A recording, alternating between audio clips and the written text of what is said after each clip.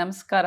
ನಾನು ಡಾಕ್ಟರ್ ಅನು ಶ್ರೀಧರ್ ಅಂತ, senior consultant in the department of obstetrics and gynaecology at Fortis in Bannerughatta road.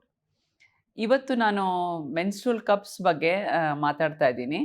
So ಇವಾಗ ತುಂಬ ಜನ ಕೇಳಿರಬೇಕು, instead of using sanitary pads menstrual cups use ಮಾಡ್ಬೋದಾ?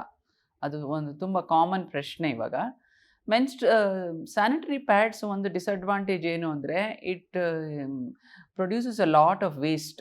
ಆ ವೇಸ್ಟನ್ನ ನಾವು ಆ ಸ್ಯಾನಿಟರಿ ಪ್ಯಾಡ್ಸ್ ಡಿಸ್ಪೋಸಲ್ಲು, ಅದನ್ನು ಹೇಗೆ ಆ ವೇಸ್ಟನ್ನು ನಾವು ಹ್ಯಾಂಡಲ್ ಮಾಡಬೇಕು, ಇದು ಒಂದು ದೊಡ್ಡ ಸಮಸ್ಯೆ ಸ್ಯಾನಿಟರಿ ಪ್ಯಾಡ್ಸ್ ಯೂಸ್ ಮಾಡುವಾಗ.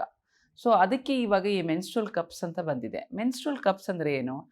ಅದೇನಿಲ್ಲ, ಒಂದು ಚಿಕ್ಕ ಒಂಥರ ರಬ್ಬರ್ ಮೆಟೀರಿಯಲಲ್ಲಿ ಮಾಡಿರೋವಂಥ ಅಥವಾ ಸೈಲಾಸ್ಟಿಕ್ ಮೆಟೀರಿಯಲಲ್ಲಿ ಮಾಡಿರೋವಂಥ ಒಂದು ಕಪ್ ಅದು. ಆ ಕಪ್ನ ನಾವು ವೆಜೈನಾ ಒಳಗಡೆ ಇನ್ಸರ್ಟ್ ಮಾಡ್ಕೋಬೇಕು.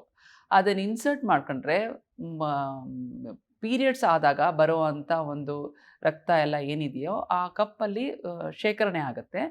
ಅದು ಒಂದು ಫ್ಯೂ ಅವರ್ಸ್ ಆದಮೇಲೆ, depending upon how the flow is, ಸ್ವಲ್ಪ ಅವರ್ಸ್ ಆದಮೇಲೆ ಅದನ್ನು ತೆಗೆದು ಅದನ್ನು ನೀವು ಎಂಪ್ಟಿ ಮಾಡಿಬಿಟ್ಟು ಪುನಃ ಇನ್ಸರ್ಟ್ ಮಾಡ್ಕೋಬೋದು.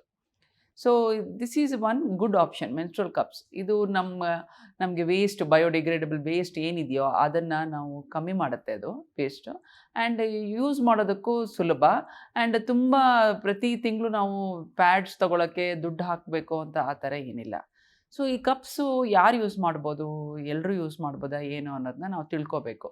ಫಸ್ಟು ಮದುವೆ ಆಗದೇ ಇರೋರು, ಅಂದರೆ ಯಾರು ಸಂಭೋಗ ಮಾಡಿಲ್ವೋ ಅವರು ಮೆನ್ಸ್ಟ್ರಲ್ ಕಪ್ಸ್ನ ಯೂಸ್ ಮಾಡೋವಾಗ ಒಂದು ಸ್ವಲ್ಪ ತೊಂದರೆಗಳಾಗ್ಬೋದು.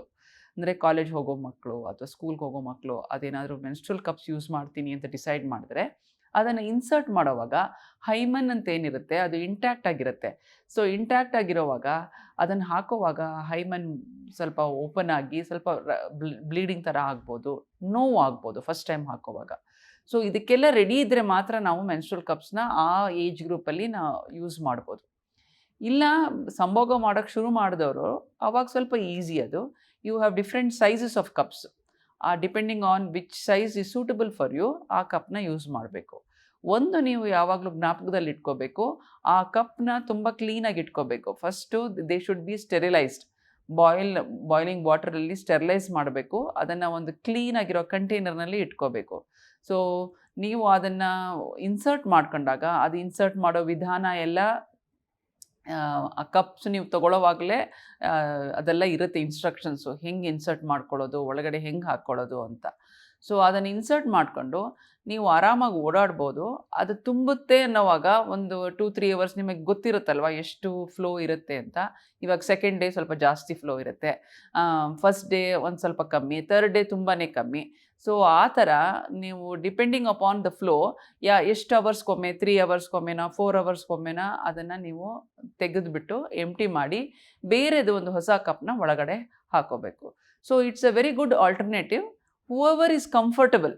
ಎಲ್ಲರೂ ಅದನ್ನೇ ಮಾಡಬೇಕು ಅಂತ ನಾವು ಹೇಳೋಕ್ಕಾಗಲ್ಲ, ಬಿಕಾಸ್ ಆ ಕಂಫರ್ಟ್ ಝೋನ್ ಇರಬೇಕು. ಒಳಗಡೆ ಹಾಕ್ಕೊಳ್ಳೋ ಅಂಥ ಒಂದು ಕಂಫರ್ಟ್ ಝೋನು, ನೋವೇನು ನಾವು ಸ್ವಲ್ಪ ನೋವು ಡಿಸ್ಕಂಫರ್ಟ್ ಆಗುತ್ತೆ ಹಾಕ್ಕೊಳ್ಳೋವಾಗ, ಅದನ್ನೆಲ್ಲ ನೀವು ಮ್ಯಾನೇಜ್ ಮಾಡ್ತೀವಿ ಅಂದರೆ it is a very good option and you can definitely go ahead and use it.